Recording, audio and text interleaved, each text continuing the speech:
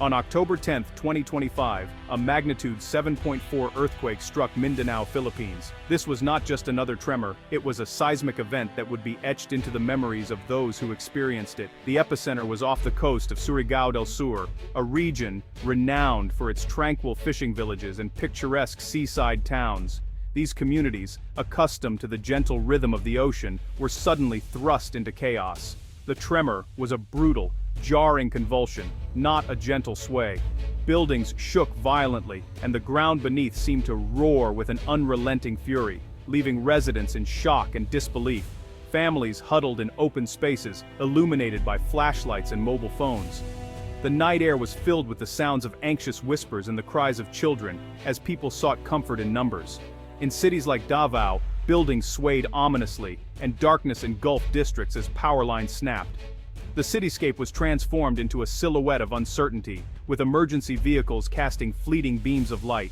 The fear of a tsunami loomed, prompting urgent evacuations to higher ground. The threat of a massive wave added to the panic, as communities rushed away from the shore, their hearts pounding with fear. People grabbed essentials and raced against a potential wave, the darkness amplifying their dread. The streets were filled with hurried footsteps and the rustle of hastily packed bags. The earthquake was a geological behemoth, a stark reminder of the power beneath the Philippine archipelago. The earth had opened up, revealing its raw, untamed force. Initial reports showed collapsed walls and cracked roads, leaving Mindanao grappling with the disaster's scale. Emergency responders worked tirelessly, assessing the damage and providing aid to those in need. The long night had just begun, with the true extent of damage hidden by darkness and fear. As rescue workers navigated the dimly lit streets, the residents of Mindanao faced an uncertain future, united in their resilience and hope for a brighter dawn. As the earthquake's deafening roar finally subsided, a heavy silence fell over the city. People, shaken and disoriented, stumbled out of their homes and onto the streets, their faces etched with fear and confusion. The dust still hung thick in the air, illuminated by the flickering lights of damaged buildings, as families tried to make sense of what had just happened.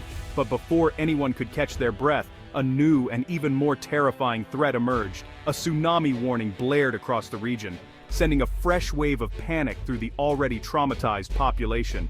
Phivolcs, the country's leading authority on seismic activity, issued an urgent alert for the coastal provinces of Surigao del Sur and Davao Oriental. They predicted that tsunami waves could reach up to 3 meters high, enough to inundate entire communities along the shore. The warning was a desperate call to action, spreading rapidly through emergency text alerts, blaring sirens, and urgent radio broadcasts. In the darkness, families huddled around radios, clinging to every word, desperate for guidance and reassurance. Almost instantly, chaos erupted. A mass exodus began, as families grabbed what little they could carry and fled their homes. Tricycles, motorcycles, and even bicycles became lifelines, ferrying people away from the coast. Others, with no vehicles, set out on foot, clutching children and bags of belongings. Roads quickly became rivers of fear, jammed with vehicles and people all moving in the same direction, toward higher ground. The sense of urgency was palpable, as everyone knew that every second counted. Darkness and widespread power outages made the escape even more dangerous.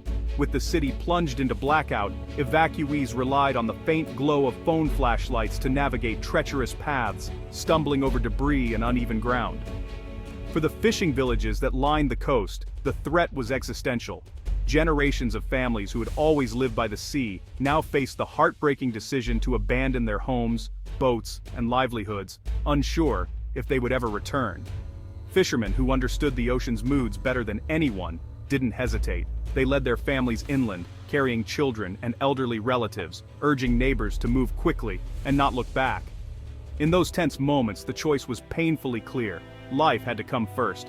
Families embraced, made rushed decisions, and left behind everything they had ever known, hoping only for safety. International agencies, including the United Nations and the Red Cross, echoed the warnings, holding press conferences and urging immediate evacuation. The world watched anxiously, aware of the tsunami's potential for devastation. For the people of Mindanao, the sea, once a source of life and livelihood, had suddenly become an enemy. The terrifying reality of nature's power was now undeniable, as everyone braced for what might come next. The earthquake in Mindanao was a classic example of the Philippines' violent geology. The archipelago sits at the intersection of major tectonic plates, causing constant collisions. The Philippine sea plate slides beneath the Eurasian plate, building immense strain.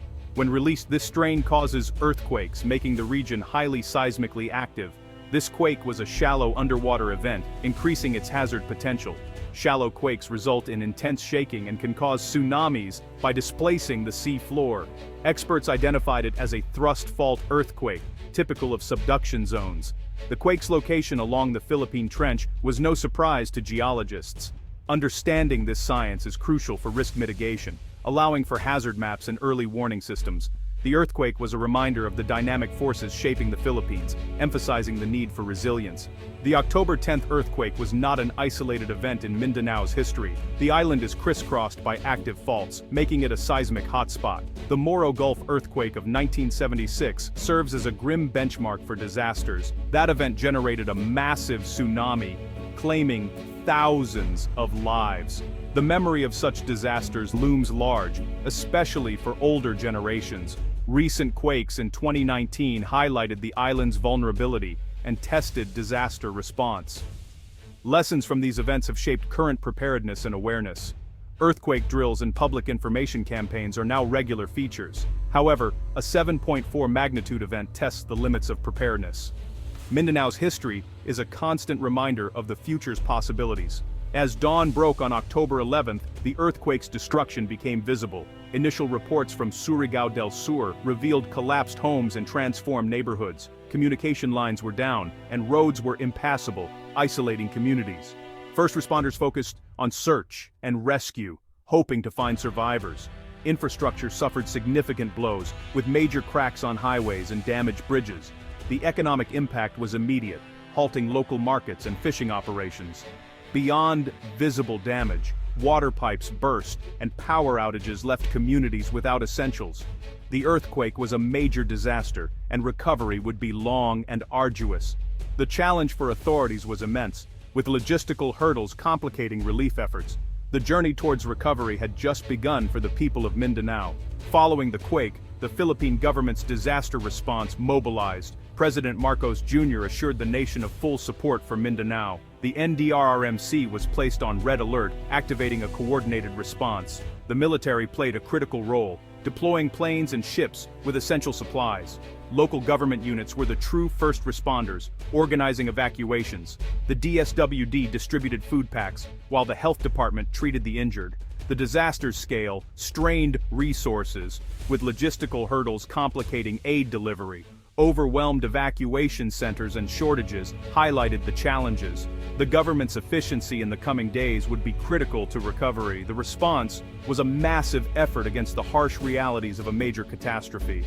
Beyond the cold statistics and headlines, the true heart of any disaster beats within the stories of those who survive. It is in these personal accounts that we find the raw emotion, the fear, and the hope that numbers alone can never convey. Maria Santos, a mother from Hinatuan, shared how the ground shook beneath her feet, sending waves of panic through her family. She described the terror of hearing the tsunami warning sirens, the frantic rush to gather her children, and the uncertainty of not knowing if they would make it to safety.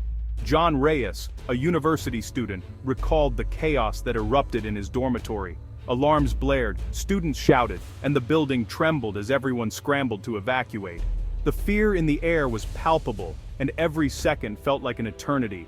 For elderly Lolo Kiko, the earthquake brought back haunting memories of the devastating 1976 tsunami. He spoke of his deep fear that history might repeat itself, and the anxiety that gripped him as he watched the sea for any sign of danger. These deeply personal narratives reveal not just the physical destruction, but also the psychological trauma that comes with sudden loss and overwhelming fear. The emotional scars left behind are often invisible, yet they linger long after the ground stops shaking. A rescue worker described the emotional toll of searching through the rubble, knowing that every shattered home once held laughter and love. The weight of comforting survivors while carrying their own grief is a burden few can imagine. The silence that hangs over collapsed homes is perhaps the hardest part to bear. It is a silence filled with memories, with dreams interrupted, and with the heavy weight of loss that survivors must carry forward. Through these stories, we see a vivid and deeply human picture of the disaster's impact. Each face, each voice, tells a unique tale of survival, loss, and the struggle to find hope amid devastation. The trauma experienced by survivors is born not only from the immediate danger, but also from the loss of safety and the uncertainty that follows. Nights are restless, and the future feels fragile and unknown. The true cost of the earthquake is measured not just in damaged buildings, but in these personal experiences. Stories of heartbreak, resilience, and the enduring human spirit. Yet, even in the darkest moments, the resilience of survivors shines through. Their determination to rebuild, to help one another, and to keep moving forward is a testament to the strength of the human spirit. Despite the fear and uncertainty, hope remains. Communities come together, neighbors become family, and the process of healing and rebuilding begins, one small act of kindness at a time. In the end, the true heart of the disaster is found in the stories of those who lived through it. Stories of survival, fear, courage, and the unbreakable bonds that hold communities together. As search and rescue efforts subside, recovery begins. The earthquake's true cost is measured in displaced families and shattered livelihoods. A post-disaster needs assessment aims to quantify the damage. The economic impact is staggering, with subsistence farming and fishing crippled. Rebuilding infrastructure involves enforcing stricter building codes for resilience. The process requires investment, expertise, and political will.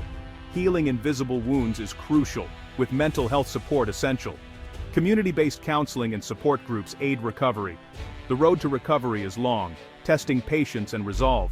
The focus is on rebuilding homes and restoring hope for the future.